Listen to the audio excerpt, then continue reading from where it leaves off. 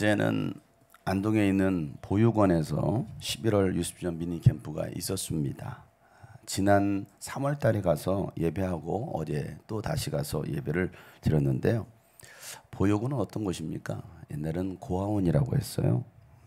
이 보육원은요, 태어나자마자 부모에게 버림받았거나 부모의 폭력과 학대로 인해서 분리 보호받는 아이들이 사는 곳입니다.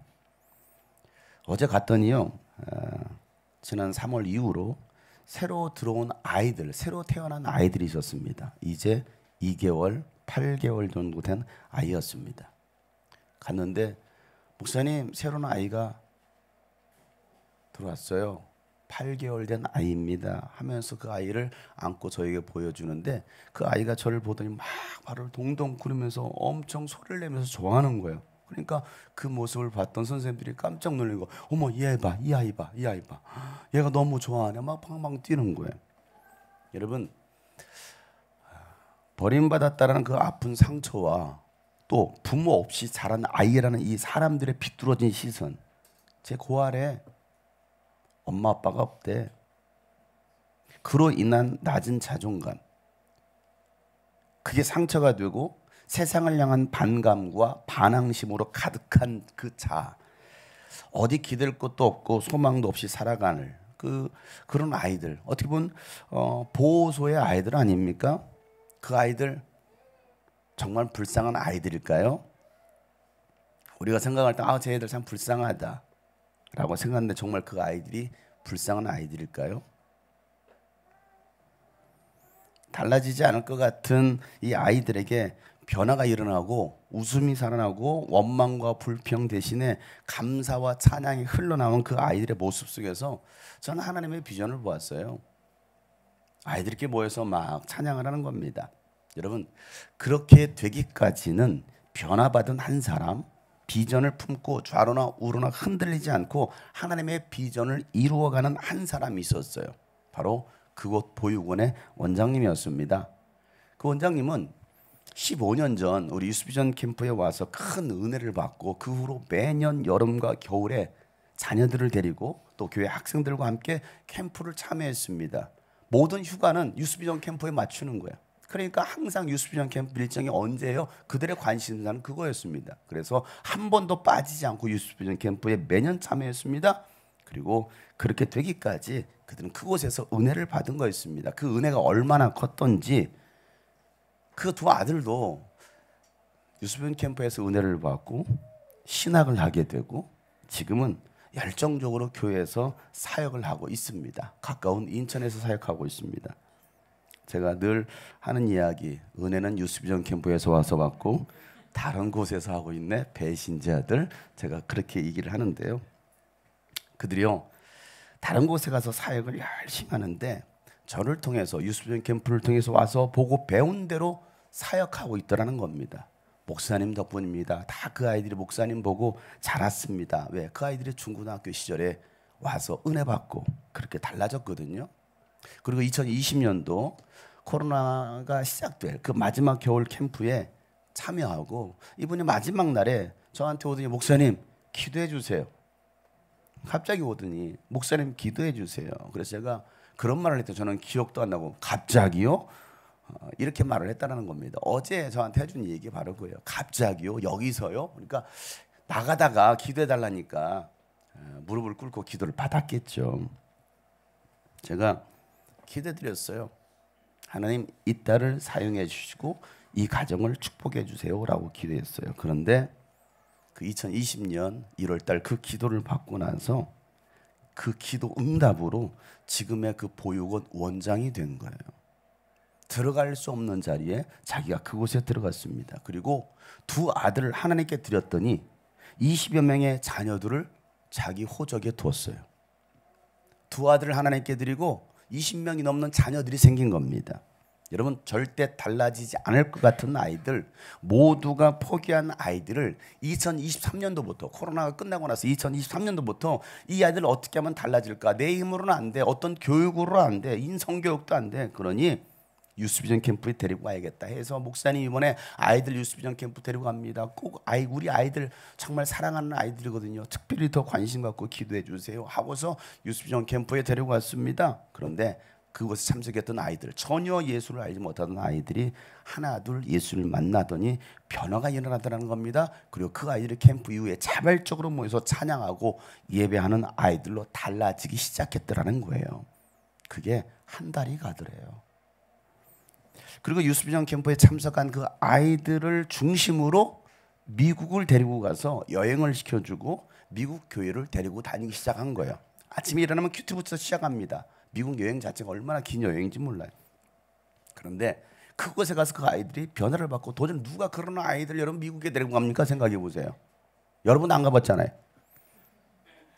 누가 그 큰 돈을 들여서 거기 미국 가는데 몇 천만 원이 들었다라는 겁니다. 후원을 받아가지고 몇 천만 원을 끌어들여서 그 아이들 정말 한 번도 경험해보지 못한 그 꿈과 같은 그 미국 여행을 그 아이들을 시켜주는 겁니다. 그런데 조건이 있어요. 너희들 미국 가고 싶으면 유스비전 캠프 참석해야 된다. 그래서 그게 코스가 되었대요. 유스비전 캠프 끝나고 미국 여행 가는 거.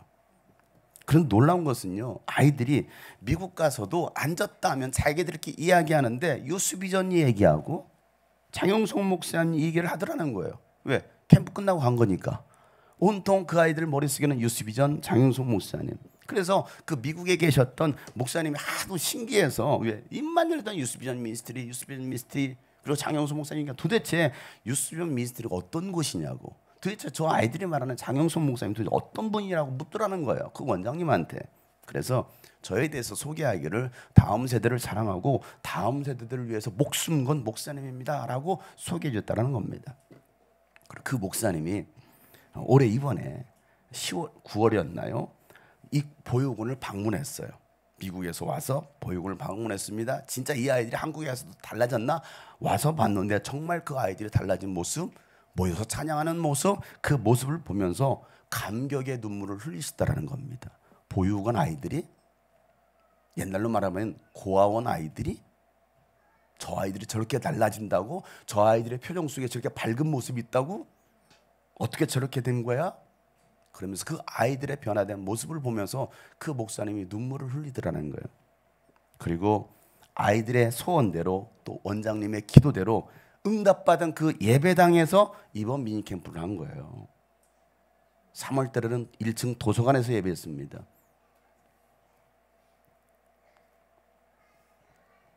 여러분, 하나님은 오늘도 하나님을 사랑하는 사람, 하나님의 비전을 품는 사람을 통해서 일하시길 원하십니다. 여러분, 어제 예배를 드리는데 한동안 저 한 시간 반 동안 그런저런 얘기를 했습니다. 예배 딱 시작하니까 아니 그 리허설하는 소리가 원장실에서 계속 들리길래 무슨 음원을, 저는 그래서 무슨 음원을 틀어놨나? 근데 보니까 우리 찬양팀이야. 음원은 아닌 것 같아. 근데 음원처럼 이렇게 참 잘하지? 자세히 들어봤더니 우리가 했던 건가 봤더니 리허설하는 게 원장실에서 다 들리는 거예요. 그런데 그 소리가 얼마나 아름답게, 제 귀에요. 웬만해서 뒤남 찬양팀 찬양이 아름답게 들리지 않거든요. 그런데 그냥 저는 즐겁게 들어요. 유익하게 듣거든요. 가끔은 개콘보다 더 재밌을 때가 있어요. 우리 팀에서 찬양팀의 찬양이. 근데 그날은 원장실에 듣는데 스피커로 들려는, 그 작은 스피커로 들려는 소리가 너무 아름답게 들리는 거예요. 참 찬양을 참 잘한다, 참 은혜롭다라고 듣고 있었거든요. 시간이 7시가 4시가 되었어요. 그래서 4시가 때 그 전까지는 제가 들어가서 어떻게 준비되나 이렇게 아주 그냥 도끼 같은 눈도리를 막 보면서 막 했을 텐데 이제는 포기했기 때문에 들어가 보지도 않고 4시가 됐길래 찬양이 막 울려 퍼지길래 제가 목사님 4시가 되었네요. 예, 들어가야지 하고 들어갔습니다. 들어가는데요, 그 찬양 소리를 듣고 제가 들어갔거든요. 그런데 그 찬양 소리가 이 건물 밖으로 울려 퍼져 나오는 그 찬양 소리가 정말 너무나 아름답게 들리고요. 제가 2층 예배당 2층 입구에 섰는데 깜짝 놀랐어요. 우리 디나믹 찬양들이 찬양하고 거기에 앉아 있는 모든 사람들이 찬양하는데 이 예배당 밖에서 새들도 함께 박자를 맞춰서 찬양하고 있더라는 거예요. 얼마나 그 모습들이 아름답더니. 그런데 막 찬양 박자에 맞춰서 찬양만 하는 것이 아니라 코러스를 넣더라고. 새들이 짹짹짹짹짹짹짹짹짹짹 하더라고요. 그 소리가 얼마나 아름답지. 제가 카메라로 잡았습니다. 여러분 그 소리 한번 들어보세요.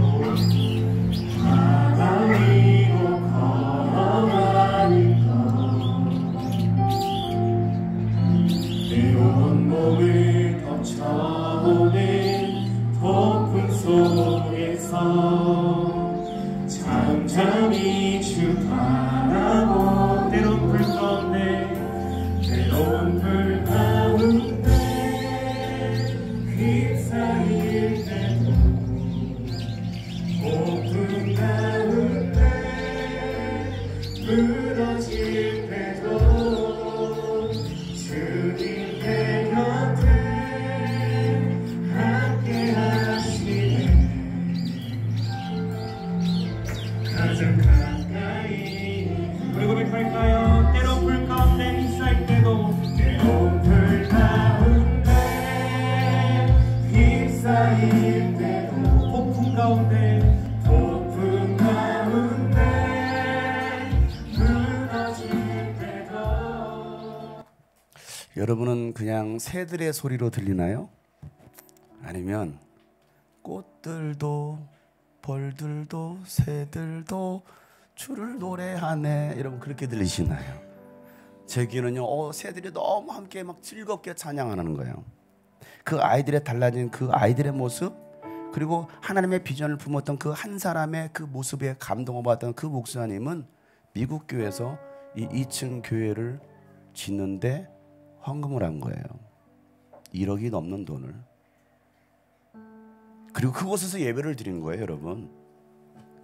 그러면 그 목사님이 얼마나 감동이 더 크겠습니까? 와, 투자할 가치가 있네. 그 원장님은 저희 앞에서 목사님 통해서 우리 자녀들이 살았습니다. 목사님께서 전해주신 그 복음 때문에 제 인생이 달라졌습니다. 여러분 그분의 간증이 저를 다시 일어서게 만들더라고요. 저도 나약해지고 무너질 때가 있거든요. 약해질 때가 있거든요. 내가 하고 있는 일이 과연 맞나? 제대로 가고 있나? 그럴 때가 많거든요. 그런데 한 번씩 툭툭 하나님이 말씀해 주시는 거예요. 야, 너 잘하고 있다. 너 잘 가고 있다. 그 증거들이지 않느냐라고 말씀하시지 않습니까? 주의 사랑을 주의 선하심을 주의 은혜를 생각해보라. 하늘보다도 더 높으신 아버지 사랑 크고 놀랍네. 아버지 사랑 크고 놀랍네. 주의 사랑을 주의 선하심을 주의 은혜를 생각해보라. 하늘보다도 더 높으신 아버지의 사랑 크고 놀랍네. 아버지 사랑 크고 놀랍네. 내 어찌 그 사랑 잊으리. 내 어찌 주의 긍휼 내 어찌 주의 긍휼 잊으리. 내 영혼에 모든 소원 만족시킨 하나님 만족시키 하나. 내 어찌 그 사랑 잊으리요. 내 어찌 그 사랑 잊으리. 내 어찌 주의 긍휼 주님의 긍휼을 기억하세요. 내 영혼의 모든 소원을, 내 영혼의 모든 소원 만족시킨 하나님, 만족시킨 하나님. 나 길을 잃고 헤맬 때, 나 길을 잃고 헤매, 그 사랑이 날 찾아내셨습니다. 그 사랑 날 찾아내셨네. 내 영혼에, 내 영혼에 모든 소원 만족시킨 하나님. 주의 사랑을, 주의 선하심을, 주의 은혜를 생각해보라.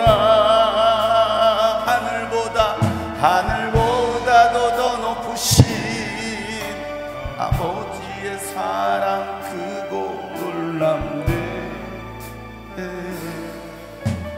아버지 사랑 크고 놀랍네. 아버지 사랑 크고 놀랍네. 아버지 사랑 크고 놀랍네. 예수님 사랑 크고 놀랍네. 예수님 사랑 크고 놀랍네.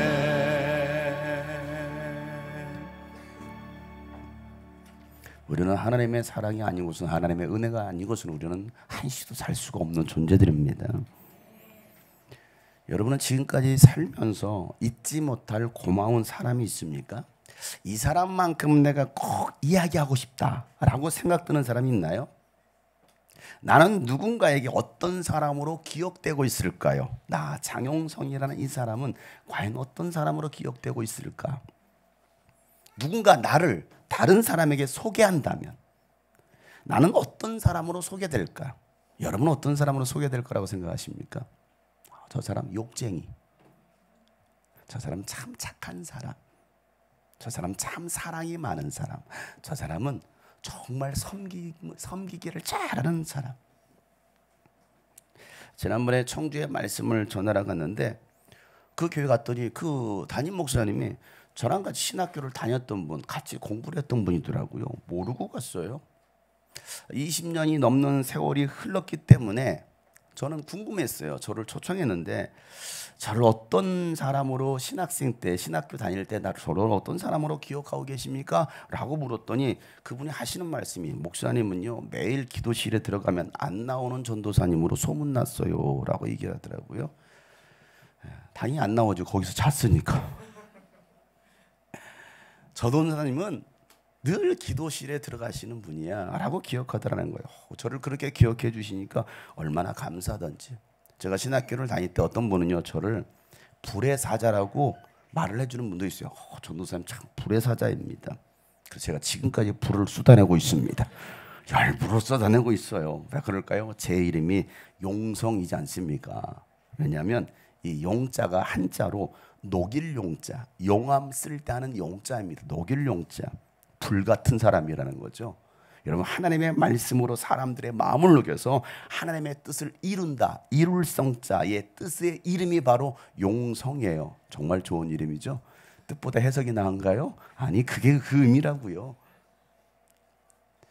성경에는요 수많은 사람들이 등장하고 그들의 이야기들을 기록하고 있습니다. 역사의 한 시대를 살았던 사람들의 사연과 사연이 모여서 성경이 되었고요. 그리고 그 이야기의 중심에는 항상 누가 계셨을까요? 하나님이 계셨던 거예요. 누가 계셨다고요? 하나님.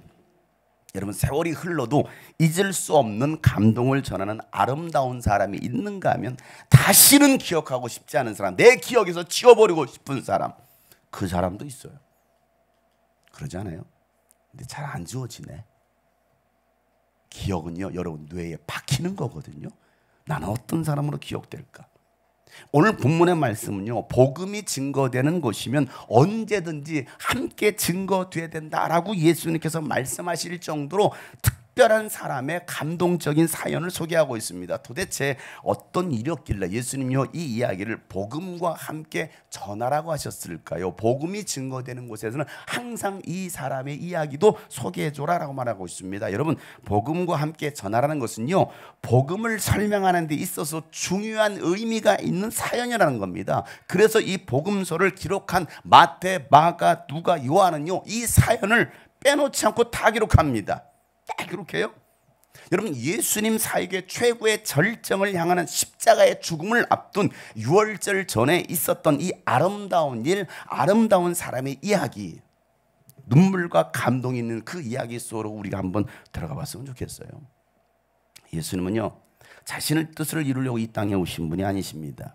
인간 세상에 살고 있는 인간은요 대부분의 자신의 뜻을 이루려고 살지 남의 뜻을 이루려고 살아가는 사람들은 거의 없습니다. 다 자신을 위한 목표, 자기 이상을 위한 그 애쓰면서 살아가고 있는 모습이 인간의 모습 아닙니까? 이게 사람 살아가는 모습 아니에요? 그래서 그 목표를 이룬 사람도 있고 계속 도전하는 사람도 있습니다. 그런데 예수님은 자신의 뜻이 아닌 하나님의 뜻이 비전이 된 것이죠. 그 비전을 이루기 위해서 이 땅에서 세 가지 사역에 집중하십니다. 그래서 마태복음 4장에 보면 예수님의 사역을 이렇게 소개해요. 다 같이 한번 읽어보겠습니다. 시작. 예수께서 온 갈릴리를 두루 다니시면서 그들의 회당에서 가르치며 하늘나라의 복음을 선포하며 백성 가운데서 모든 질병과 아픔을 고쳐주시고. 아멘. 예수님은 하나님의 뜻, 하나님의 비전을 이루기 위하여 뭐 하셔요? 가르치십니다. 복음을 선포하십니다. 그리고 질병과 아픔을 고쳐주시더라는 겁니다. 그래서 예수님 주변에는 늘 이런 사람들이 많이 있었어요. 많은 사람들이 있었습니다. 어떤 사람들이었습니까? 병든 사람, 가난한 사람, 부자이긴 한데 마음의 상처와 육신의 연약함이 있는 사람, 사람들에게 손가락질을 당한 사람, 이방 사람, 자녀 때문에 눈물 흘리는 사람, 이 가운데도 있을걸요.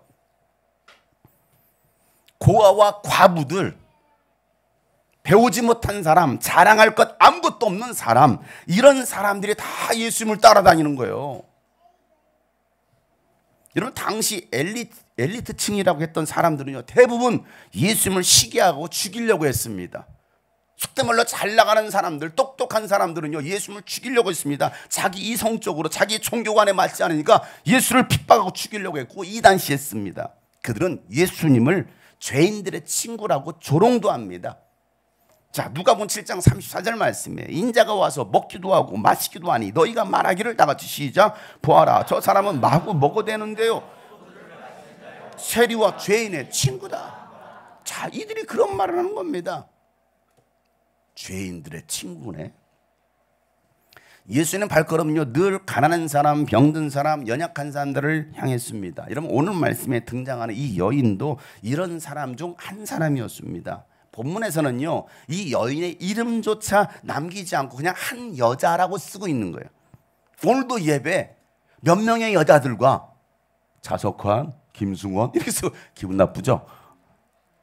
성경이 기록될 당시 유대인 사회에서는 여자들의 이름은 별로 기억하고 싶지도 않은 그런 존재로 여겨졌던 사람 아닙니까? 그러다 보니까 그냥 한 여자. 자, 마태복음 오늘 26장 7절 말씀 보세요. 다 같이 시작. 한 여자가 매우 값진 향유 한 옥합을 가지고 와서는 음식을 잡수시고 계시는 예수의 머리에 부었. 아멘. 마태는요 이 여자의 이름을 쓰고 있지 않아요. 그런데 이 여자가 사는 곳이 어디인지는 밝히고 있습니다. 어디에 살고 있었느냐? 바로 베다니라는 작은 마을이었습니다. 자, 베다니는 어떤 곳이냐?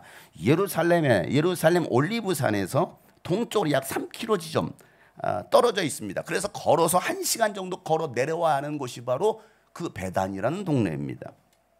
이 동네는요 가난한 사람, 나병 환자들이 주로 모여 살았습니다. 지금도 그곳에 가면 나사로의 무덤이 있어요. 나사로의 무덤이라고 하는 그곳이 있습니다. 자, 이 여인은 이 동네 사람이었고 예수님 이 동네에 자주 들어가셨습니다. 예수님께서 마지막 사역을 위해서 예루살렘 성전에 입성하셨을 때는요 매일 성전에 나와서 이 베다니로 들어가셨어요. 가난한 사람들 마을로 예수님께서 들어가시고 그곳에서 머무셨습니다. 자, 마태복음에서는요 이 여자 이름을 쓰고 있지 않지만 누가복음에서는요 이 여인을 다른 표현을 쓰고 있습니다. 자, 어떤 표현이냐면 읽어보세요. 누가복음 7장 39절 큰 소리로 시작. 예수를 초대한 바리새파 사람이 이것을 보고 혼자 중얼거려. 이 사람이 예언자라면 자기를 만지는 저 여자가 누구이며 어떤 여자인지 알았을 터인데, 자, 그 여자는 어떤 사람이에요? 죄인인데 그 여자는 뭐라고요? 아니, 이름도 붙여주지도 않고 그냥 죄인인데, 옆에 사람 여자를 보세요. 죄인인데.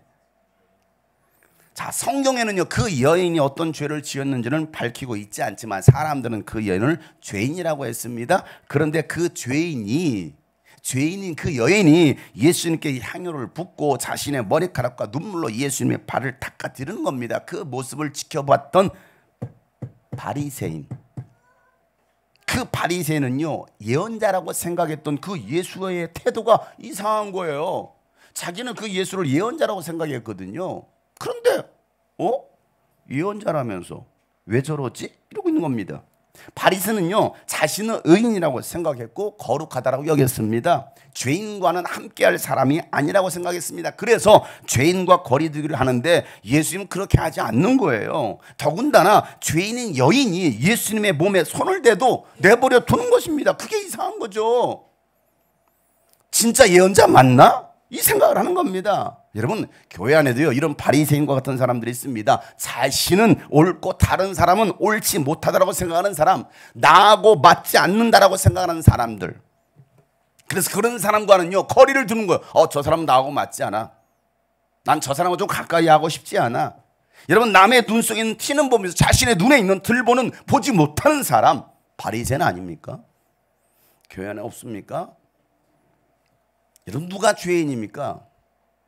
누가 죄인인가? 누가 죄인인가? 누가 죄인이에요, 여러분? 그럼 나는 어떤 사람이에요? 마태, 마가, 누가는요, 이 여인의 이름을 따로 기록하고 있지 않으면서 죄인이라고 썼지만, 요한복음서에서는요, 요한은 복음서를 기록하면서 이 여인의 이름을 씁니다. 자, 어떤 이름인지 요한복음 12장 3절 읽어보세요. 시작. 그때에 마리아가 매우 값진 순향유 한 근을 가져다가 예수의 발에 붓고 자기 머리털로 그 발을 닦아 온 집안에 향유 냄새가 가득 찼다. 아멘. 자, 이 죄인이었던 이 여자의 이름은 뭐였어요? 마리아였습니다. 누구라고요? 마리아. 마리아는 마르다와 나사로의 남매지간입니다. 성경에 이 남매 이름만 기록한 걸 보면은 부모가 없을 가능성이 굉장히 높고요. 나사로는 또 병들어 죽었을 때 예수님께서 그 죽은 나사로를 살리기도 하셨습니다. 자, 이 삼남매는 예수님께서 베다니로 들어오시면요, 자기 가정에 모셔서 식사를 대접하고 말씀을 들으면서 가진 것으로 헌신했던 남매들이었습니다. 그런 삼남매를 예수님은요, 사랑하셨고 이들도 예수님을 사랑했어요. 사랑의 관계 속에 있었던 이 삼남매. 그런데 예수님의 이 마지막 사역의 길에 마리아가 가장 귀한 향유 옥합을 가지고 와서 깨뜨리고 예수님의 머리에 콸콸콸 붓기 시작하더라는 겁니다. 그런데 그 일이 얼마나 귀한 일이었다면 예수님은 아름다운 일을 행했다라고 칭찬하시면서 복음이 증거되는 것이면 이 여인이 행한 일도 함께 증거돼서 이 여인을 기억해야 된다라고 말씀하시는 겁니다. 그럼 도대체 아름다운 일은 무엇이고 아름답지 못한 일은 무엇이냐는 거예요. 우리가 하는 일이 아름다울 수도 있고 아름답지 못할 수도 있다는 겁니다. 자, 마리아가 행한 이 아름다운 일은요, 예수님의 말씀을 귀담아 들으면서 예수님의 죽음을 미리 준비하는 것이었습니다. 말씀을 마음에 새긴 것이었습니다. 이게 여러분 아름다운 일이에요. 지금도 말씀을 마음에 새기는 사람이 있는가 하면 아름답지 못한 일을 하고 있는 사람이 있어요. 마음에 담아두지 않는 거죠. 자, 그의 언니는요, 마르다는요, 섬기는 일에는 열심이었지만 오히려 그 섬기는 일이 독이 되었어요. 섬기는 일 때문에 불평을 합니다. 설거지를 하고 밥을 하고 청소를 하고 교회에서 뭔가 하는 일 때문에 오히려 그게 독이 되어서 불평하고 있는 거예요. 마르다는요, 관계 중심이 아닌 일 중심의 사람이었습니다. 내가 힘들단 말이야. 마리아야, 와서 좀 도와달란 말이야. 여러분 누구예요? 여러분 교회에서 봉사만 하다가 시험 드는 사람들이 있습니다. 일보다 더 중요한 하나님의 말씀, 예수님과의 관계인데 이 영적인 관계는 회복되지 않은 채 뭐만 하고 있어요? 일만 하고 있는 거예요. 일만 하다가 넘어지는 겁니다. 말씀은 없고 수고로움 때문에 지치는 사람들, 여러분 그럴 때는요 수고로움을 잠시 내려놓고 하나님의 음성에 집중하셔야 됩니다. 영적 관계 회복에 집중하셔야 되는 겁니다. 그게 잘못된 게 아니에요. 야, 마리아는 참 좋은 일을 택했어. 좋은 일을 택했어. 너도 이와 같아라 라고 말씀하십니다. 그럼 오늘부터 이제 주방봉사 하지 마시고 모두가 다 그냥 말씀만 들어야 되겠나요? 그건 아니에요. 무엇이 중요한지 말씀이 더 중요하다는 겁니다. 근데 성경 통독은 책 끼워놓고 다른 것만 하고 있네. 나의 관심사는 뭐냐 이거예요. 나의 관심사는. 여러분 아름다운 일은 무엇입니까? 하나님 말씀에 집중하는 것입니다. 말씀에 순종하는 것입니다. 여러분 마리아가 행한 이 아름다운 일은요 예수님의 사랑에 감사한 것이었어요. 예수님 때문에 살았고 예수님 때문에 구원받았습니다. 예수님 때문에 위로가 되었고 행복했습니다. 예수님이면 충분했습니다. 예수님이 인생의 답이셨습니다. 그런 예수님이 고난당하시고 죽으신다라는 말씀을 들었을 때 마리아는요 뭐라도 하고 싶었어요. 뭐라도 하고 싶었다고요. 왜? 내가 사랑하는 나 예수님 때문에 살게 되었는데, 나 예수님 때문에 행복했는데, 나 예수님 때문에 위로가 되었는데 그 예수님이 죽으신다고? 그래서 자기가 가지고 있었던 매우 귀한 향유 옥합을 예수님께 드리기로 결단한 겁니다. 향유는 팔아서 돈처럼 쓸 수 있었고요. 여인이 그동안 수고하여 모아뒀던 전 재산과도 같았던 거였습니다. 그 가치만 해도 300데나리온이 넘는 귀한 향유였습니다. 당시 한 데나리온이 노동자 하루 품삯이었습니다. 여러분 1년 동안 하나도 쓰지 않고 모아둔 금액이 여러분 금액이라고 한다면 한 달 월급 200만 원으로 잡아도 얼마예요? 2,400만 원이 넘는 그런 향유라고. 2,400만 원. 이 향유 옥합 안에 있는 이게 2,400만 원의 가치가 되는 그 향유. 여러분 이 향유를 모으기 위해서는 몇 년을 일했을까요? 한 번도 안 쓰고 1년을 모아야 되는 300데나리온인데 여러분 수년 동안 아끼고 모은 향유를 한순간에 깨뜨려서 예수님께 드린 거예요. 여러분 그 모습을 지켜봤던 제자들 뭐라고 말합니까?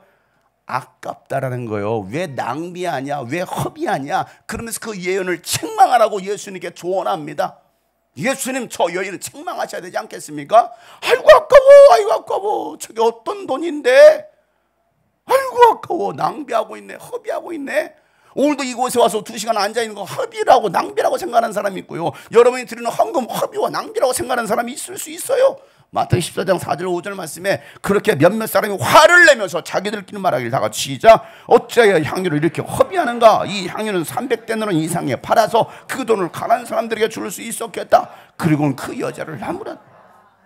보세요 여러분, 그 돈을 가난한 사람들에게 주는 게 더 좋지 않느냐라고 말하지만 그 말뿐이에요. 그들은 돈에 대한 욕심이 있었을 뿐입니다. 돈 욕심, 돈 욕심으로 가득하니까 낭비와 허비로 오는 거죠. 여러분 이 향유를 깨뜨리는 것은 허비라고 생각하는 겁니다. 헌금을 하고 11주를 하고 이 모양 저 모양 들어지는 이 헌금들 허비라고 생각합니다. 선교를 하는 것을 허비라고 생각하는 거예요.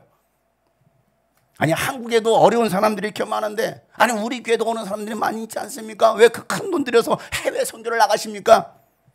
차라리 그 돈 가지고 불쌍한 사람들 좀 도와주지. 차라리 나 좀 도와주지. 내가 더 불쌍한데. 그렇게 생각하는 사람이 있을걸요? 내가 더 불쌍한 것 같은데. 한국에도 불쌍한 사람이 얼마나 많은데 왜 그렇게 허비합니까 목사님? 그 돈 아껴야 되지 않겠습니까? 라고 말하는 사람들, 아니 자기는 드리지도 않으면서 드리는 사람들을 비난하는 겁니다. 그런 제자 중 한 사람이 바로 가룟 유다였습니다. 그런 가룟 유다는요 그렇게 가난한 이 돈 차라리 팔아서 가난한 사람에게 주면 더 좋지 않아요? 라고 말했던 그는요 은 30 노예 몸값을 받고서 예수님을 팔아 넘깁니다. 그렇게 똑똑한 채 했던 그 사람이 돈 때문에 예수님을 배신한 겁니다. 돈 때문에 시험 든 사람은요 돈 때문에 망합니다. 여러분 기억하세요. 교회 재정 때문에 시험 든 사람 돈 때문에 망합니다. 세상 사람들의 눈으로 봤을 때는요, 이해가 되지 않아요. 아니, 여러분이 드리는 헌금, 헌신이 다 낭비라고 생각합니다. 그러나 하나님께서는요, 그 헌신이 아름다운 일이다라고 말씀하시는 겁니다. 마리아는요, 사랑과 감사의 표현을 가장 귀한 것을 드리는 것으로 표현한 거예요. 드리면서도 아까워하지 않습니다. 오히려 눈물을 흘리면서 예수님의 발을 닦아 드리는 거예요. 바울은 고린도 교회를 향해 이렇게 말씀하시죠. 각자 마음에 정한 대로 해야 하고 아까워하면서 내거나 마지못해서 하는 일은 없어야 됩니다. 하나님께서는 기쁜 마음으로 내는 사람을 사랑하십니다라는 거예요. 여러분, 뭔가 할 때 아까운 마음으로 마지못해 하지 마세요. 여러분, 하지 마세요. 하나님은요, 그거 기뻐하지도 않아요. 늘 제가 하는 이야기처럼 하나님을 거지 취급하지 마세요. 하나님은 창조주십니다. 하나님이 돈이 없어서 그 과부의 2렙돈을 탐내셨을까요? 하나님이 돈이 없어서 그거 바치라고 했을까요? 하나님 그런 분 아니에요. 그 원장님이 어제 그러더라고. 목사님, 저 100억 우습게 생각합니다. 그러더라고. 그 돈 나 좀 주지. 그 일을 하다 보니까 하나님이 주신 비전을 붙들다 보니까 수십억, 아니 1억은 껌값이라고 이렇게 하더라고. 그 껌값 나 좀 주지. 나 지금 45억이 필요한데. 제가 그 얘기 순전히 얘기했어요. 근데 목사님, 제가 일하다 보니까요, 100억 아무것도 아니더라고요.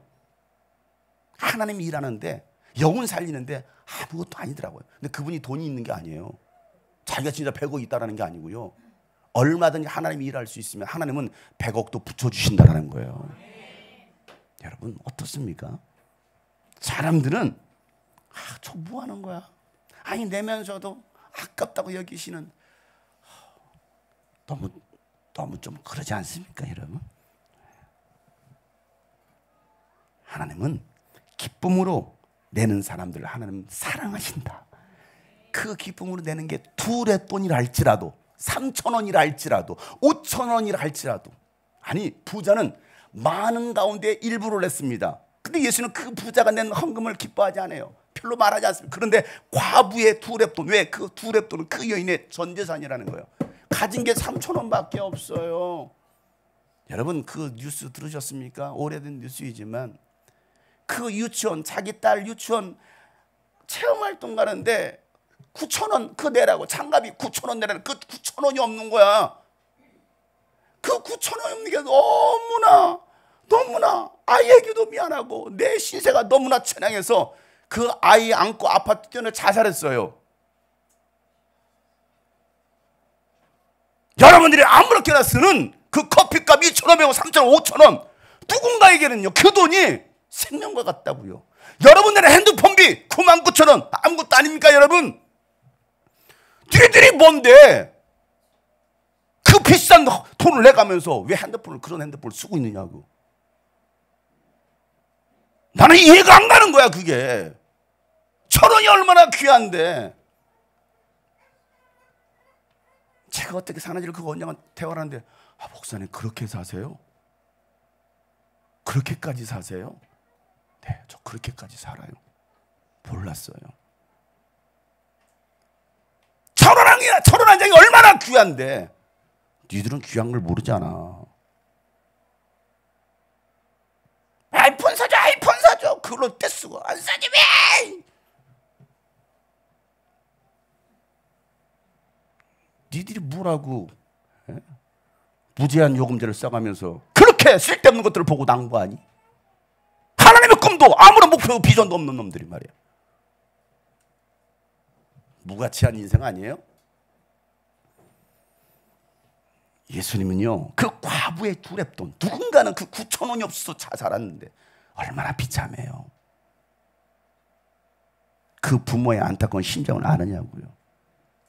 여러분이, 용화야, 이번 학비는 못 구했다, 그냥 돌아가라. 그 모습을 제가 중학교 1학년 때인가 그 모습을 지켜보면서, 초등학교 6학년 때인가 그 모습을 지켜보면서 엄마가 그 눈물을 훔치면서 형은 터덜터덜 그 농길을 따라 걸어가는 그 모습을 보면서 마음이 너무 아팠어. 나는 내가 엄마한테 아빠한테 돈 달라고 안 해야지.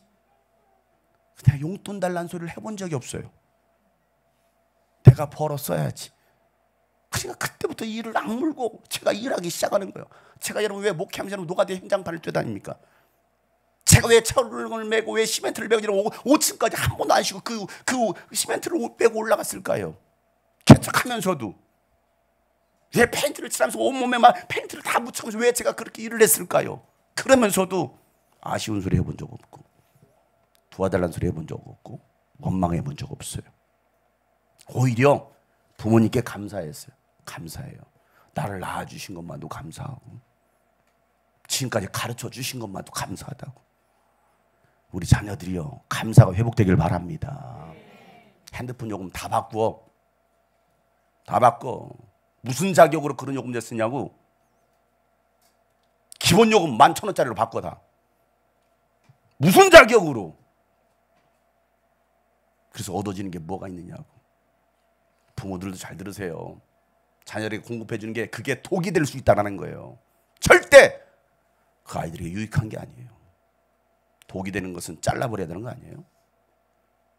우리 애들도 잘 들어. 니들도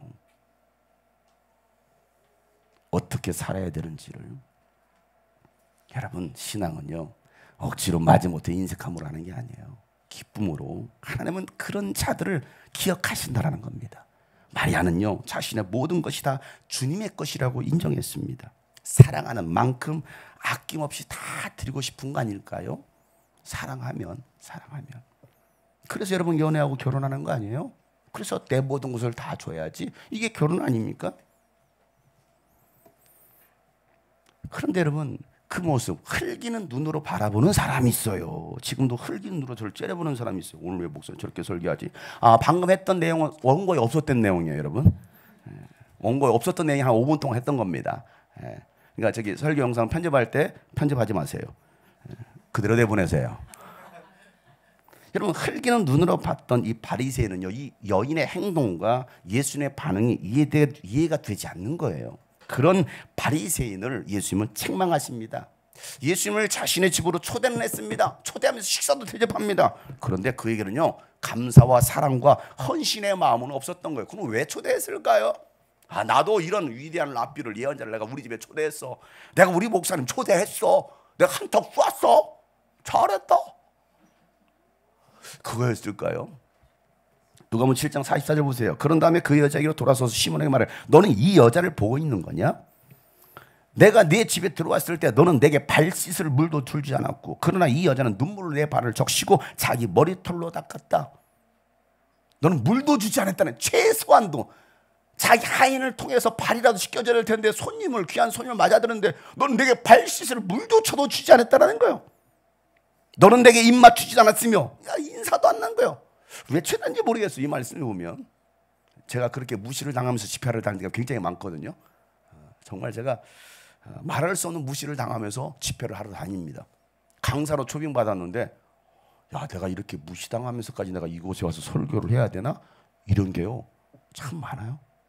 근데 예수님 지금 그 무시를 당하고 있는 거예요. 여러분 보세요. 너는 내 머리에 기름을 발라주지 않았으나 이 여자는 내 발에 향유를 발랐다. 그러므로 내가 네게 말한다. 이 여자는 그 많은 죄를 용서받았다. 그것은 그가 많이 사랑하였기 때문이다. 용서받은 것이 적은 사람은 뭐 한다고요? 적게 사랑한다. 마리아는 죄인이었지만 예수는 많이 사랑했습니다. 그래서 많은 죄를 용서받았습니다. 용서받은 것이 적은 사람은요 적게 사랑한다라는 겁니다. 여러분은 자신을 큰 죄인이라고 생각하십니까? 아니면 죄가 적거나 없다라고 생각하십니까? 죄 많은 사람은요 예수님을 찾습니다. 예수님을 더 의지합니다. 예수님을 사랑합니다. 왜? 죄가 많으니까. 그래서 눈물 흘리는 거예요. 눈물로라도 예수님, 나는 죄인입니다. 이 마리아의 아름다운 일은요, 예수님이 세상 죄를 지고 고난을 당하시고 죽으신다는 그 말씀을 마음에 담아두고 미리 장례를 준비한 일이었다는 겁니다. 오늘 본문의 11절에 이 여자가 내 몸에 향유를 부은 것은 시작, 내 장례를 치르려고 한 것이다. 마리아는요 예수님이 이 땅에 오신 이유를 알았습니다. 죄인들을 대신하여 고난을 당하시는 예수님, 세상 죄를 지고 가는 하나님의 어린 양으로 오신 그 예수님이심을 알았어요. 그래서 사랑의 눈물을 흘립니다. 감사의 눈물, 너무나 죄송해서 죄송의 눈물을 흘리면서 예수님의 발을 자신의 머리카락으로 닦아드리는 거예요. 그런데 정작 제자들은 3년을 따라다니는 그 제자들은 예수님의 죽음을 생각지도 않습니다.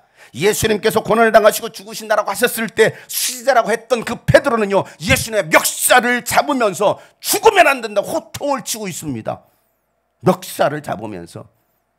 자, 성경에 그렇게 기록되어 있어요. 마가복음 8장 31 말씀 보세요. 다 같이 시작. 그리고 예수께서는 인자가 반드시 많은 고난을 받고 장로들과 대제사장들과 율법학자들에게 배척을 받아 죽임을 당하고 나서 사흘 후에 살아나야 한다는 것을 그들에게 가르치기 시작하셨다.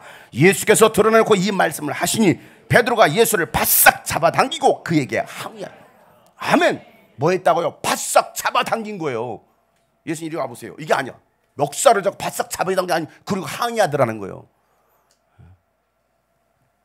아니, 지금까지 당신을 따르면 우리는 뭐가 되는 겁니까? 사기쳐? 우리 데리고 논 거야? 장난한 거야? 말이 돼? 항의하지 않습니까? 그것뿐입니까? 예수님의 이 고난에 대해서 들었지만 오히려 그들은요, 예루살렘에 올라가서 한 자리 차지하고자 하는 그 마음이 더 커서요, 나는 좌의정, 너는 우의정, 서로 아니야, 내가 좌의정, 네가 우의정이야 하면서 서로 싸우고 있어요. 참 웃기죠. 신앙생활 납치고 교회를 다니지만 세상에서의 부경험을 바라고 있는 사람들, 그리고 교회를 다닙니다. 세상의 성공을 영광이라고 생각하는 사람들은요, 예수님을 위한 아름다운 일이 아닌 자신의 일, 자기 일만을 바라는 사람들입니다. 그래서 마가복음 10장 35절에 39절에 세베대 아들들인 야고보와 요한 예수께 다가와 말하기를, 선생님, 우리가 요구하는 것은 무엇이든 해주시길 바랍니다. 예수께서 그런 말씀, 야, 너희는 내가 너에게 무엇 해주길 바라느냐? 자, 그들이 대답합니다. 다 같이 시작. 선생님께서 영광을 받으실 때 하나는 선생님의 오른쪽에, 하나는 선생님의 왼쪽에 앉게 하여 주십시오.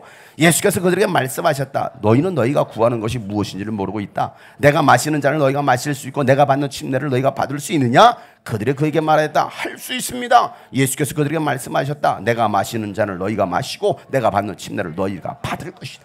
아멘. 예수님 마시는 잔은 바로 십자가에 쓴 잔이었습니다. 예수님께서 받으신 침례는 바로 무덤 속에 들어가는 죽음의 순교였습니다. 너희가 그거 할 수 있느냐? 뭔 말인지도 모르고, 예, 할 수 있습니다. 그래, 그렇게 될 거야. 모든 제자들 다 순교당했습니다.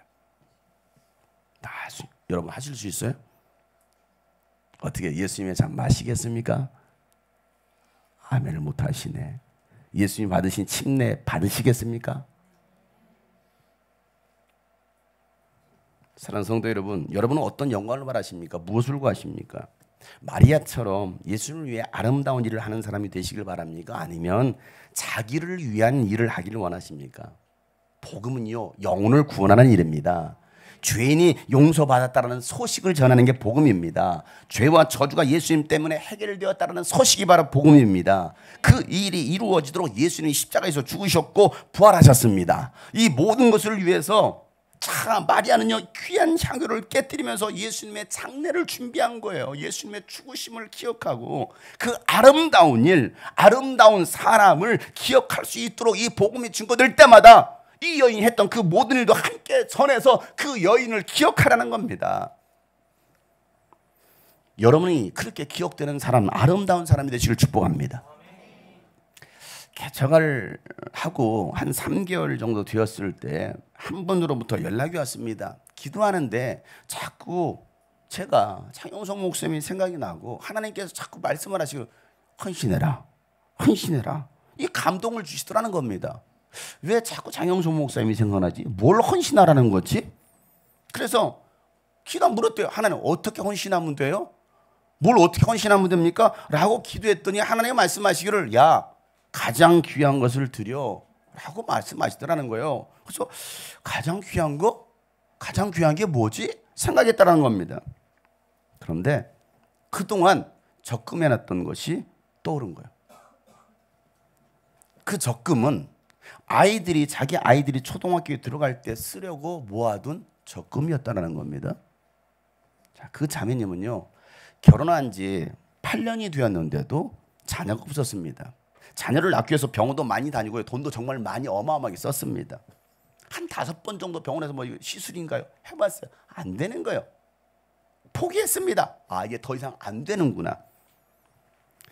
그러다가 2004년도 제가 필리핀 선교를 가기 전날 기도를 하는데 그 자매님이 생각이 나서 그 자매님이 교회에서 기도하고 있었습니다. 그래서 그 자매님의 머리에 손을 얹고 기도해 줬습니다. 하나님, 이 자매님의 눈물을 기억하시고 내년 이맘때 자녀가 있게 하여 주옵소서. 이렇게 기도했어요. 자, 어떻게 되었을까요? 어떻게 됐을까요? 네? 참 믿음이 좋으신 분들입니다. 어떻게 됐을까요?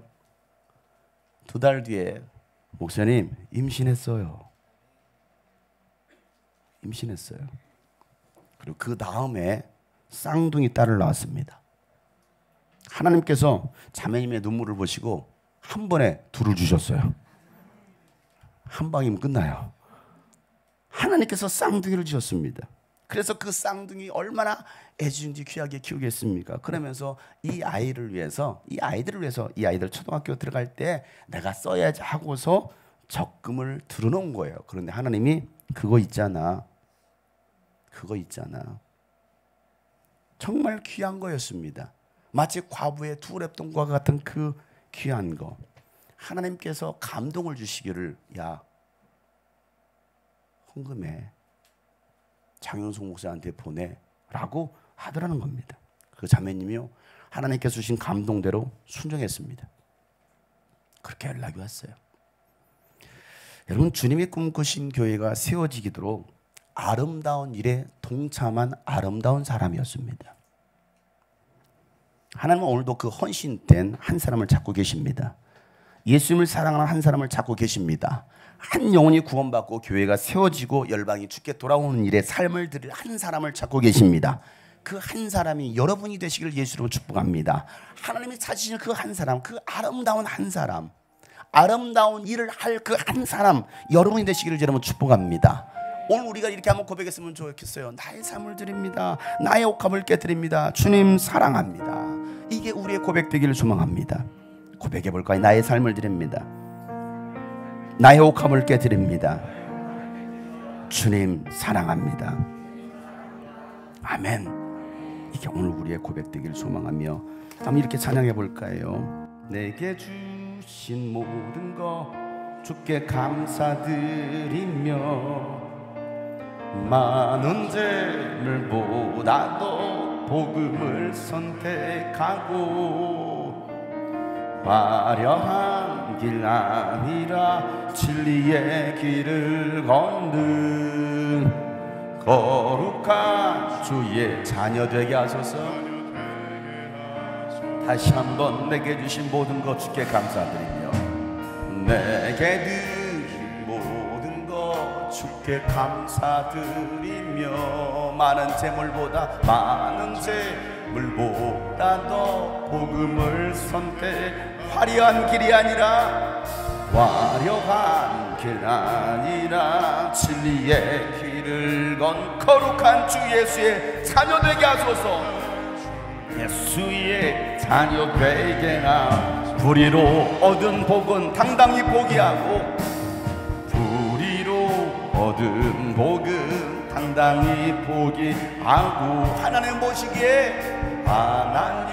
보시기에 성결한 그릇 되어 이 땅에 날 보내신 하나님의 뜻대로 주 영광 위에 사는 자녀가 되기 원합니다.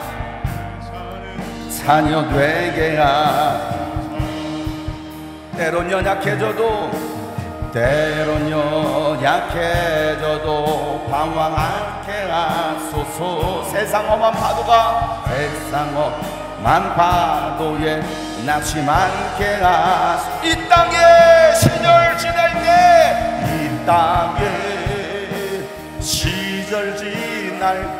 날 지으시 주님 뜻대로 하나님 예배하는 삶 복음을 전하는 삶 그렇게 살길 기도합니다. 내 이름 내려놓고 예수 이름 내 이름 내려놓고 예수의 이름 어두운 세상 속에서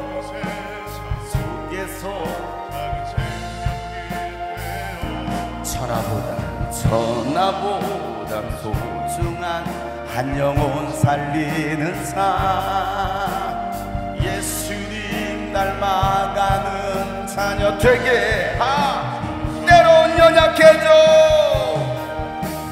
때론 연약해져도 방황 않게 하소서 세상 험한 파도에 낙심 않게 때론 연약해져도 방황하지 않게 하소서 주님 때론 연약해져도 방황 않게 하소서 방황하지 마세요 여러분 세상 험한 파도에 낙심한 다시 한번 주님 때론 연약해져도 내가 방황하지 않겠습니다 주님 때론 연약해져도 방황 않게 하소서 세상 험한 파도에 낙심 않게 하소서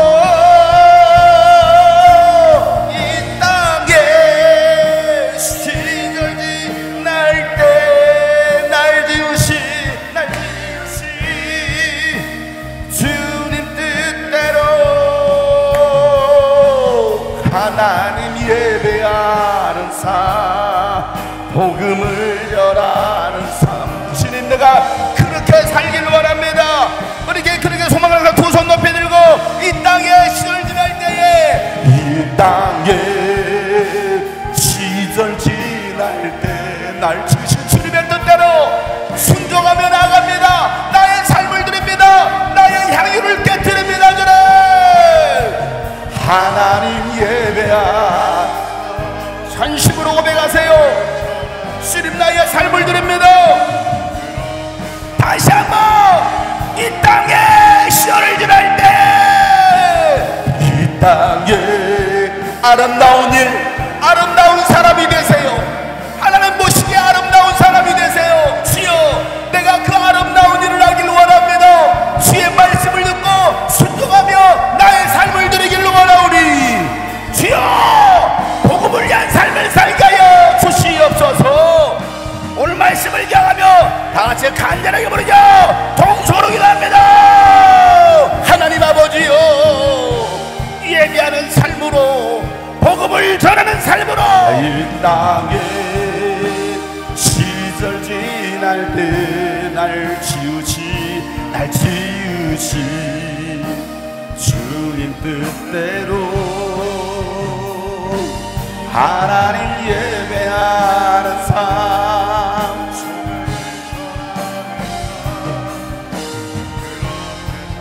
다시 한번 이 땅에 시절 지날 때 이 땅에 시절 지날 때 날 지으신 주님의 뜻대로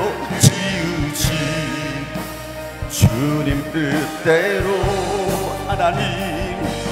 하나님 예배하는 삶 복음을 전하는 삶 그렇게 살길 하나님 예배하는 삶 복음을 전하는 삶 하나님 예배하는 삶 복음을 전하는 삶 그럼 우리 마지막으로 하나님 예배하는 삶을 살게 하여 주옵소서 하나님 예배하는 삶 복음을 전하는 삶 그렇게 살길 기도합니다 아름다운 일을 하며 아름다운 사람으로 남게 하여 주옵소서 하나님 보시기에 기쁜 일 하였노라고 칭찬과 면류관을 받을 수 있는 하나님의 아름다운 사람들 되게 하여 주시옵소서 하나님 이 여인의 마음이 이 여인의 행한 일이 나도 그와 같이 되기를 소망합니다 흔들리지 아니하고 내 마음을 주께 모든 것을 드릴 수 있도록 우리 모든 성도들을 축복하여 주시옵소서 감사가 감사되게 하여 주시옵소서 이제는 우리 구주 예수 그리스도의 은혜와 하나님 아버지 놀랍고도 지극하신 사랑과 성령님의 감화 감동 교통 충만하심이 오늘 말씀 붙들고 아름다운 일 아름다운 사람으로 남기를 소망하는 모든 하나님의 사람들 머리 위에 이제부터 영원토록 함께 하시기를 간절히 축복하며 기도하옵나이다. 아멘.